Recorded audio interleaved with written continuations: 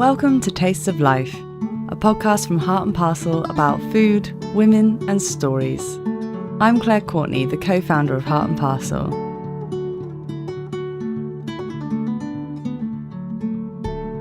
We're a Manchester-based food project bringing women from diverse communities together to practice English and make dumplings.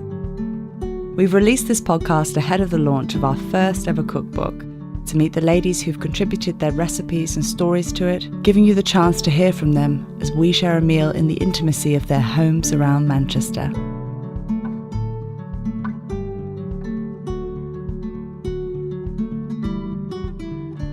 In this episode, I travelled to Longsight to meet Shaz and Shamim, two ladies who formed a touching friendship whilst attending our cooking sessions and bonded over their shared passion for food. They always make me laugh with their sharp and witty comments, and I'm overwhelmed by the little acts of kindness they do for each other to make life's challenges that little bit easier. We join them both in Shamim's kitchen as she prepares lunch for us. Yeah, my kitchen is very dirty because all the thing is... That's fine. A dirty kitchen is a happy kitchen because it means that lots of stuff is going on. So tell us what you cooked today, Shamim, for us. I make curry and rice, white rice, boiled rice. That sounds amazing. And what is in the curry? Can you tell me the ingredients? Wow, that looks amazing. I'm looking at a huge pot over the stove full of beautiful curry. Oh, wow. Pakoras. Amazing. So it's pakoras in curry sauce. That looks fantastic. And Shaz, what have you brought today? That looks incredible. This is lamb with potatoes and naan bread. Oh my gosh. Homemade naan bread. Oh my god, guys, what a treat. This looks fantastic. Can you tell us what spices are in the pakora curry? Besan. Gram flour basin. Ground flour. Green chili. Red chili. Zira. And for our Potatoes. English speaking audience, what is zira? Do you remember the name? Zita. Oh, come on, I know the name. I just said it this morning. Zita. What do you say, Zita, in English? Beginning with C, guys. Cumin seeds. Yay! Yeah. Cumin seeds. Cumin And seeds. it's creamy. So is there some milk in there? No. Yogurt. Only yogurt, water, and ground flour. And wow, so we've brought the dough of the naan. Naan bread, Fantastic. yeah. So we're actually going to make it now? Make it now, yeah. Fantastic. So tell us how to make the dough first of all. The bread machine, it makes dough for me. I make dough at home now. And then just make the balls out of it, just like you make a normal chapati. Brilliant. And that's what it's going to be. So in the dough, is it just flour? I mix regular flour and self-rising flour, put a little bit of yeast in there. And instead of putting water in there, I put warm milk and butter and olive oil. Why do you add the butter? Does it make it a different consistency? It does. It makes it a lot of soft and smooth. See how soft this is? It's just pulling up. So Shaz is just lifting up with her fingers and it's just really stretchy and soft. It looks like a pillow. Like a lumpy pillow. A lumpy pillow.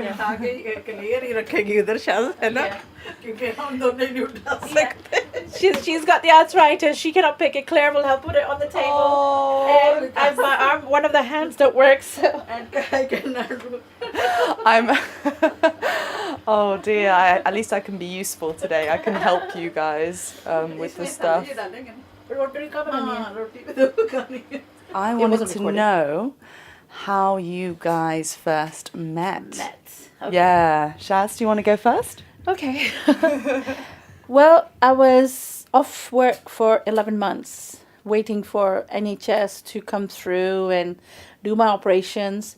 I was like really miserable. And I was miserable at home because I've always worked my whole life.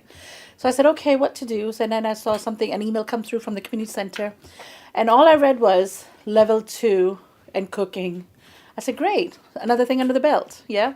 So I go in there, first session, second session, and somebody asked me, so what are you doing here? You don't need English. I said, I thought it was for level 2, cooking. And then I found out there's no such thing as level 2 cooking. Because you're actually, your first language is English, Yeah, isn't English. Yep. And there I met Shamim. She was the most quiet one in there, and we shared a hobby for cooking. And I don't normally talk to people or, mingle and stuff, because the friends I have are a handful, and, they've lasted about 30, 40, 50 years. And we started talking. She said, I was trying to explain something to her. She said, talk slower, and can you speak in Urdu? And I'm going, oh, great. I have to speak in Urdu now. And I started talking and talking and talking. Being my first language, English being my first language, I don't speak in Urdu often. And I remember growing up, my dad used to speak to us in Urdu and Punjabi. And the first time I went back home in Pakistan, I was about 7, 8 years old. And my grandmother would speak to me in Punjabi, and that was so foreign to me. It would just fly by right above my head. So we would communicate. I would speak in English with her, and she would communicate, she would speak in Punjabi. So got comfortable with each other. And with Shamim, my words was so twisted.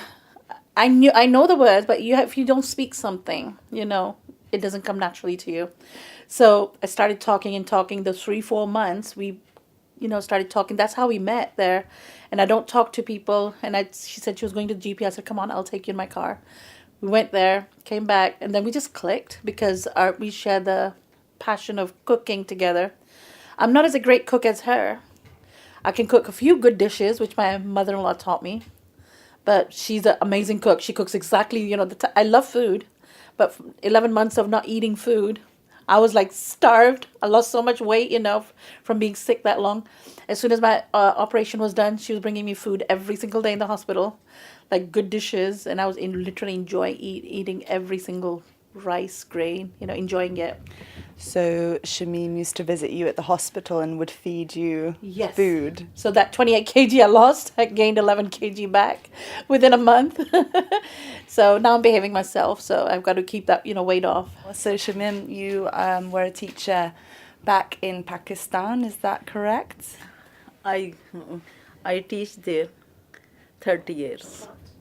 Wow, that's a really, really long time. And what subject did you teach? I teach them Urdu, Geography, English, and Islamiyat. Why do you think English is so important for you to learn? I like English language because English language is very beautiful. I like this language, but I can read it. I know English, but I have no confidence. That's correct. She speaks good English. She doesn't speak it. She knows it. Just the same thing. She's not comfortable talking about it. So one of the sessions we had not Inspire, where did we go? The 11 Sumold Library? Yes, that's where we went. And she taught her dish, Khund, Bariyaan. I've never even heard of it before. Oh my God, it's an amazing dish. And she was supposed to teach it. And as soon as I told her to stand up and teach it, she got all nervous and jittery. She said, come on, Shaz, come on. Can you speak on my behalf? I said, goodbye. I'm going to get the bread. You speak. I remember that. Yes. So I just abandoned her, left her by herself, and she did an amazing job teaching the class. She did. She absolutely did. And that recipe we can find in the cookbook, can't we? Khand Bariyaan is a new dish for all the people because it is Asian dish and it is very unique. When I was in Pakistan, my sister-in-law, when I was 15 years old, I saw her when she is cooking. I have a big family in Pakistan. I saw her, then after 15 years, when I am 30 years, I try, when I was in Italy, I try how to make it. Then I try. I am success to, and I made it very carefully. And it really is a delicious dish. It's in the cookbook now, and people can make it. There are many, many, many ingredients in the recipe. Yeah. Where can people buy the ingredients from? Can you give some advice? We buy it from the Asian shop. Can you tell us the best one in Manchester? In Manchester store, Apna store, and worldwide, you can buy.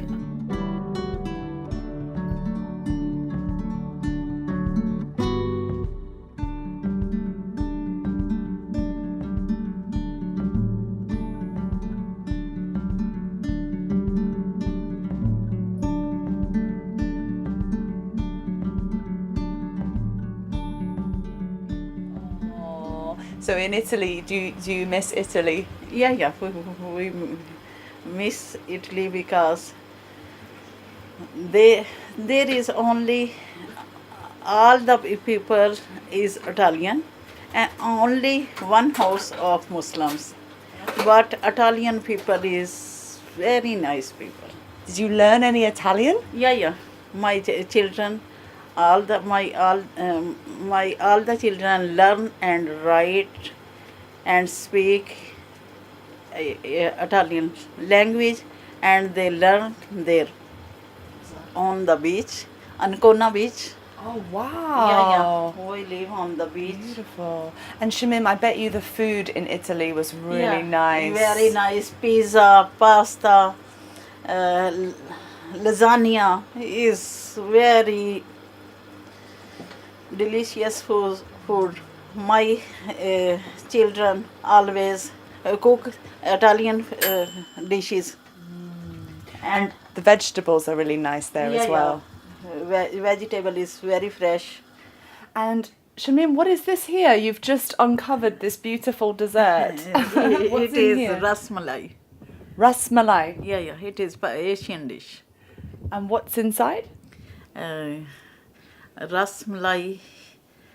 We make balls. Dry milk powder. Milk powder. Yeah. Milk powder. Yeah. uh, Dry milk. Yeah. Dry milk. Make ball out of it. Dry milk और वो छोटी इलायची. Elaichi is cardamoms. Cardamoms. Yeah. And some water. Some water. Some 1 teaspoon of oil. 1 teaspoon of oil. Yeah. 1 egg. And we make the ball and put it. Wow, it looks. I've never seen this before, so I'm excited to try that one. Actually, it looks very, very nice. What is it called? Rasmalai. Rasmalai. Ras malai. Rasmalai. You can find there's a big Asian shop on Stockport Road, A6. It's just sweets, desserts, and they make these things that we can make at home and equally or better, better tasting. And that's what I was going to ask you actually. Which are the best restaurants, cafes? यहाँ पर खाते हो आप favorite कौन सा आपका? आपके साथ ही एक दफा गई थी यानी हम लोग नहीं जाते. Oh, we went to this buffet place one time. Nawab. It's a big. No, sorry, it was Alvarez. Nawab is the biggest one that you can find here. Alvarez is just down the road from it. It's on Stockport Road. They have a buffet of every dish: lamb, curry, chicken, curry, fish, pakoras, papadums, whole buffet. So we went Wow. one time after swimming, of course. We were hungry, so we went swimming and then we popped in after there. So you went swimming first, and then you went for food afterwards. First and last. Yeah. We had to make up for all the calories that we lost, in First and swimming. last. Shaz, you love cooking, and you love Heart and Parcel. I know that, but Yes, I I do. also wanted to know a bit more about your other skills. So you actually do a lot of knitting and crocheting and sewing, and you did some sessions at the Heart and Parcel Levenshulme Old Library. So tell us a bit more about that. We did a session where it was the girl taught us how to make a mandala. That was the first time we ever did it. Not that I was any good at it. I failed. And I kept looking at Shamim. So Shamim was okay with it. So I told her to finish mine off as well. and I've taken that home, put it on my top of my dresser. But I'd love to do some sessions where there's knitting and crocheting involved. I've got all the material, somewhere where I can teach people as well. Because I'm not that good, but I can create things like, baby cardigans and baby clothes, shawls, the little things I started creating. It gets really addicting. You can see my hand's not working properly yet, the left hand, because of the surgery. I made that blue hat that I showed you last night. I was up till 1:30. I just had to finish it. It's from YouTube, one of the girls in Hindi. I'm learning, how to, it's not a pattern or anything. She just shows you how to do it. So I created that within a few hours. Amazing. It's just, it's addicting. When you create things, it becomes really addicting, just like food. Absolutely. It's about that creation, isn't it? Yeah. The creating of things together and the creating of things that you can then enjoy afterwards. Exactly, yeah. Okay, wow. So in front of us we have this amazing feast. Made by Shamim and Shaz. Mostly Shamim. Mostly Shamim? No, mostly Shaz. Oh. No, mostly Shaz. So what have we got in front of us? So what have we got in front of us, Shaz? This is rice, boiled rice with curry that Shamim's made. So she made the curry last night, put the pakoras in first thing this morning. Lovely. I made the lamb and potatoes yesterday and steamed it this morning, put the cilantro and everything fresh on it this morning before bringing it over. That looks incredible. Nice, right? Brilliant. And she's made some dessert and she's made some steamed fish. I made some naan with the lamb. एक spoon चाहिए ना उसके लिए.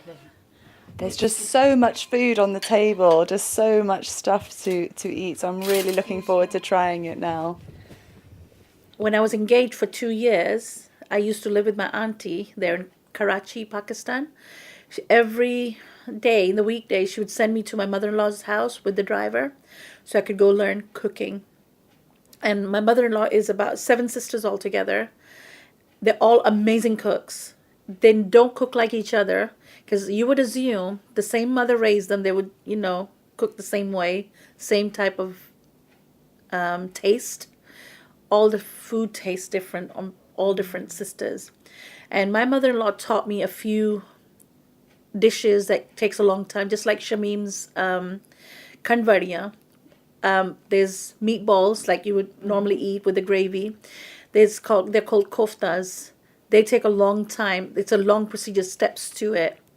And like the ingredients as well, you have to go to the Asian stores only. So if you're living in Wythenshawe or those areas, because when I used to live in Wythenshawe, we had to come every day almost to buy some Asian food.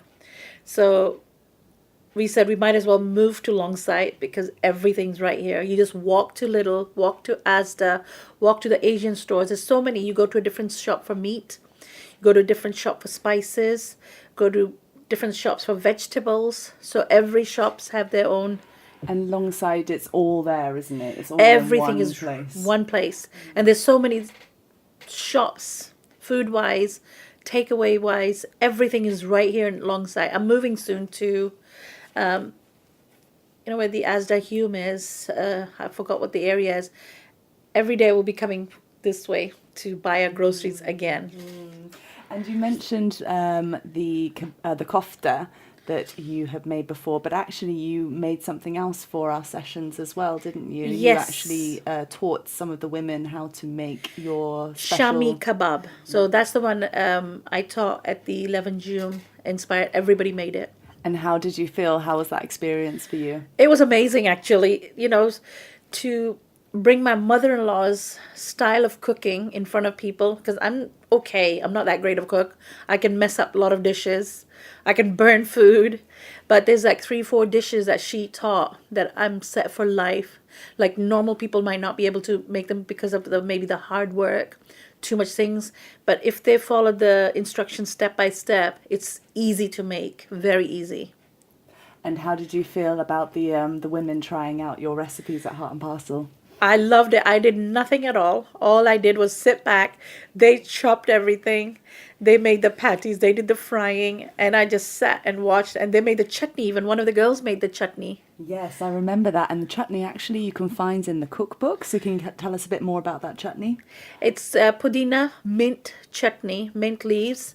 You just mix it up with, I mix half and half, cilantro, half mint. Put it in the blender, just watch how much water you put in there. Put some cumin seeds, red chili, green chilies, fresh green chilies, red chili powder, salt to taste. And that thick green chutney, when it's ready, you can mix it up with yogurt. And it's amazing with any types of fried food, like fried chicken drumsticks or chicken legs or kebabs, shami kebabs. It's amazing with everything. Or even to put on rice and eat. How long does it keep after you make it? The chutney, normally what I do is I get ice cube trays and just pour it in there, put it in the freezer. Anytime I take 2 cubes out, microwave it, mix it with yogurt, instantly you have fresh chutney. Great idea. In June this year, the cookbook will be published and it will be coming out with your recipes, with your photos, with your stories that you've offered to us. Yes, Shaz is not so excited about the photos, yeah. But how do you feel? How do you feel about this being part of this project? We feel it's something we've accomplished, especially with Shamim being out here. She can spread her skills to other people, to the community. They can learn her recipes, and it's going to be in a cookbook. That's a big deal, otherwise we are just normal housewives, just cooking for our families. And this is a big deal to cook for a community and let others taste your flavors, country's flavors. And do you think this helps with some of the other issues we were talking about with communities and friendships and relationships? Well, how it's helped a lot, how we mingle together. Our lives have come together. We learned about each other, about her back home, me back home, or, all of the places I've been, we've come together. And it's not just about learning English or grammar. It's a lot more than that.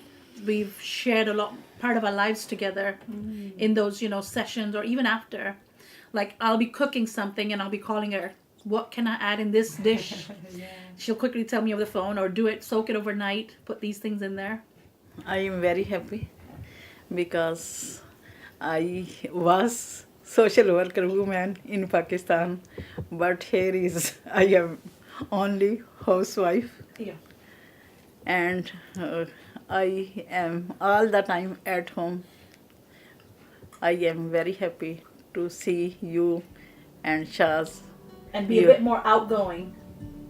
Okay, thoda sa. And outgoing. And I'm very happy.